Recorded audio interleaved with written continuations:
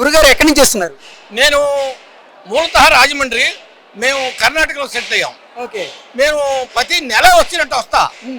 గతంలో లడ్డు పాసిపోయేది, అది ఎండిపోయేది. ఎవరికైనా ఇస్తే ఏమయ్యా ఎన్నాళ్ళు అయింది నువ్వు చెప్పానేవారు. ఇప్పుడు అట్లా కాదు, నేను ఇప్పుడు తినేసాను, 2 లడ్డూలు తినేసా. నాకు ఎట్లా ఉందంటే సాక్షాత్ పరమాత్మ నాకు దర్శనం ఇక్కడే అయినట్టు ఉంది. చాలా అద్భుతమైనటువంటి మార్పు జరిగింది. గతంలో జరిగినటువంటి దాన్ని తప్పును సరిచేసి ఇక ముందు కూడా ఇలాంటి తప్పులు జరగకుండా ఉండాలని మేము ఆ దేవదేవుని సమక్షంలో ఈ పాలకులందరినీ కూడా ఒక విధమైనటువంటి సందేశాన్ని మేము ఇస్తున్నాం. ఓకే. అంటే శ్రీవారి మహాప్రసాదమైనటువంటి లడ్డూలో కల్తీ జరిగింది అని వినగానే మీకేమనిపించింది? చాలా బాధగా ఉందండి, చాలా బాధగా ఉంది మాకు. అసలు ప్రసాదమే దేవుడు కదండి. నేను 50 లడ్డూలు తీసుకెళ్ళి అందరికీ పంచిపెడతా. అక్కడ కొంచెం సోషల్ వర్క్ అది చేస్తా ఉంటా. నన్నే స్వామి అని చెప్పేసి పిలుస్తారు. అటువంటి వాళ్ళందరూ కూడా నన్ను ఎంతో మంది అడిగారు. చాలా బాధగా ఉంది మాకు. కానీ ఇప్పుడు మేము చాలా సంతోషిస్తాం. ఇప్పుడు కూడా ఎన్నైతే అన్ని లడ్డూలు తీసుకెళ్ళి ఇస్తే వాళ్ళు ಸಂತೋಷಿಸ್ತಾರೆ. ಕನ್ನಡಲ್ಲೂ ಕೂಡ చెప్పనా, ನಾನು ಕರ್ನಾಟಕದಲ್ಲಿ ಇದ್ದು 50 ವರ್ಷ ಆಯಿತು ನೋಡಿಯಪ್ಪ. ಮಹಾ ಪಾಪ ಘಾತಕ ಆಗಿದೆ ಈ ಸಾರಿ. ಇದೆಲ್ಲ ಬಹಳ ಚೆನ್ನಾಗಿದೆ ಅಂತ ಹೇಳಿ ನಾನು ಭಾವಿಸ್ತಾ ಇದ್ದೀನಿ. ಮುಂದೆ ఇంకా ತಪ್ಪು ಆಗಬಾರದು. ಇಂಥ ತಪ್ಪು ಲಡ್ಡು ಪರಮಾತ್ಮನ ಸ್ವರೂಪ. ಆ ಪರಮಾತ್ಮನ ಸ್ವರೂಪಕ್ಕೆ ಮತ್ತೊಂದು ಸಾರಿ ಚೇತನ ತಂದಂಗಾಯ್ತು. ಅದಕ್ಕೆಲ್ಲರಿಗೂ ಕೂಡ ಮುಂದೊಂದು ಸಾರಿ ಹಿಂಗೆ ಬಾರದು ಅಂತ ಹೇಳಿ ఆ స్వామిని ನಾವು ಕೇಳ್ಕೊಂತಾ ఇದ್ವಿ. ఓకే ఓకే ఓకే గురుగారు, అసలు ప్రభుత్వ ఏర్పాట్లు ఎలా ఉన్నాయి ఇప్పుడు? బాగున్నాయండి. ఏమండి, బాగుంటాయి. మంచోళ్ళు ఇస్తే మంచిగానే ఉంటాయి. ఇప్పుడు కూడా గత పాలకులు నాశనం చేశారు. నాకు ఏ విధమైన పార్టీ పరంగా కాదు, లడ్డు తింటే ఇంకో లడ్డు తింటే వెళ్తాను. ఇప్పుడు అట్లా ఉంది. ఓ లడ్డూలోనే తేడా ఉందంటే మిగిలిన విషయాల్లో కూడా చాలా తేడా జరిగిందనే మా అభిప్రాయం. కన్నడిగులు శాంతిపరులు, వాళ్ళు ఎప్పుడు కూడా శాంతి ప్రియులు, వాళ్ళు సత్వగుణ సంపన్నులు. వాళ్ళందరూ కూడా అఘాతానికి లోటయ్యారు. నన్ను చాలా మంది అడిగారు ఏమో ఇట్లా జరిగిందని.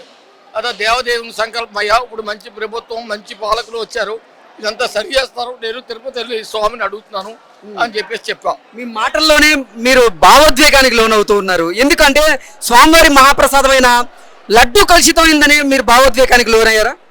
నేను కాదండి, ప్రపంచంలో నాకు తెలిసినటువంటి మాహితి ప్రకారంగా, వాటి ప్రకారంగా సగం మంది భావోద్వేగానికి లోనై ఉంటారు. లడ్డు అంటే ఎవరికి ఇష్టం ఉండదండి. నాకు ఒక పోలీస్ ఆయన తెలుసు, కన్నడ ఆయన. అతను ఈజ్ ఏ ముస్లిం అన్న, ఒక లడ్డు అన్న అంటాడు. ఎన్నోసార్లు ఇచ్చా అన్న, ఇప్పుడు కూడా చెప్పాడు.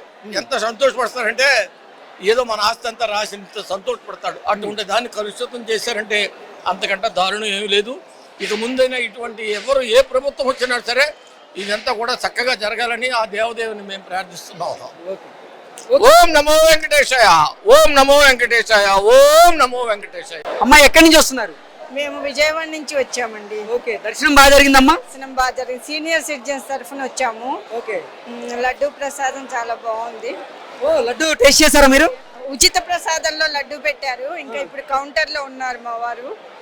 చాలా బాగుంది టేస్ట్. ఓకే. అంటే గతంలో లడ్డూతో పోలిస్తే ఇప్పుడు ఏదైనా చేంజెస్ ఉన్నాయమ్మా? గతంలో లడ్డు అంటే మేము లాస్ట్ 3 years గా రాలేదు. ఇప్పుడు వచ్చాము. అది వరకు ఎలా ఉందో టేస్ట్ అలాగే అనిపించింది. అది స్వామివారి మహాప్రసాదమైన లడ్డూలో కల్తీ జరిగింది అని వినగానే మీకు ఏమనిపించింది? బాధ అనిపించింది. ఎంత పాపం జరుగుతుందో అని భయం అనిపించింది. ఇది కలియుగం అనిపించింది. అది మాకు అది మా ఆవేదన. అది భక్తులుగా అంటే స్వామివారి ప్రసాదంలో కల్తీ జరిగిందని నమ్ముతున్నారా? అంటే టీవీలో చూస్తున్నాం మేము. అది ఇవన్నీ రకరకాలుగా ఇప్పుడిప్పుడే భక్తుల మనోభావాలు బయటపడుతున్నాయి కదా. మాకు కూడా ఇవాళ చూసిన ప్రసాదం మాత్రం మాకు మనస్ఫూర్తిగా, సంతృప్తిగా, ఆనందంగా దేవుడి ప్రసాదం తిన్నంత సంతృప్తిగా మనకి మనసుకి ఆనందంగా అనిపించింది. సోదర, ఎక్కడి నుంచి వస్తున్నారు? తెనాలండి. ఏంటి, దర్శనం చేసుకున్నారా? స్వామివారి దర్శనం ఎలా అయింది? బ్రహ్మాండంగా అయింది. ప్రభుత్వ ఏర్పాట్లు ఎలా ఉన్నాయి సార్? బాగున్నాయండి. చంద్రబాబు నాయుడు గారు అంటేనే అడ్మినిస్ట్రేషన్ బాగుంటుందండి. చంద్రబాబు నాయుడు గారు అంటే అడ్మినిస్ట్రేషన్ బాగుంటుంది. తిరుమల యొక్క పవిత్రత కాపాడాలంటే నారా చంద్రబాబు నాయుడు గారి సారథ్యంలోనే తిరుపతి యొక్క పవిత్రత ఎప్పుడైనా కాపాడబడుతుంది. ఆయన సారథ్యంలోనే పరిపాలన బాగుంటుంది. అధికారులు కూడా మంచి అధికారులు ఉంటారు, సిబ్బంది కూడా చక్కగా పనిచేస్తారు ఈ పరిపాలనలో. లడ్డు రుచి చూశారు కదా, ఎలా ఉంది? గతంలో గత పరిపాలన లడ్డు ఎండిపోయినట్టు ఉండేదండి. ఇది బాగుంది లడ్డు. గతంలో ఎండిపోయినట్టు ఇంటికి తీసుకెళ్ళినా సరే ఎప్పటిదో లడ్డులాగా బాగా వడిలిపోయినట్టు ఉండేది, క్వాలిటీ తక్కువగా. ఇప్పుడు ఈ రోజు లడ్డు బాగుంది. సార్, స్వామివారి మహాప్రసాదమైన లడ్డు కలుషితం అయింది, కల్తీ జరిగింది అనగానే మీకేమనిపించింది అసలు? తిరుపతి లడ్డూకి ఒక గొప్ప చరిత్ర అండి. ఈ తిరుమలకు వచ్చామంటే ముందు మన ధ్యాస స్వామివారి మీద, తర్వాత లడ్డు మీదే వెళ్తుంది.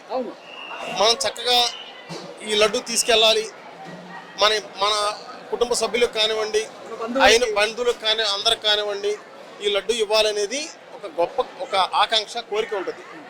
ఎందుకంటే ఎప్పుడైతే ఇప్పుడు మనం చూస్తున్నామో గత ప్రభుత్వంలో కల్తీ నూనెలతో ప్రసాదం తయారైంది అనే మాట చాలా బాధాకరం. ఎందుకంటే గత పాలకులు ఎవరైనా సరే ఒకటే మేము అడుగుతున్నాం, 320 రూపాయలకి నెయ్యి ఒక వ్యక్తి ఏఆర్ డైరీ నుంచి నెయ్యి సప్లై చేస్తానంటే ఎలా సాధ్యం అనేది మేము అడుగుతున్నాం.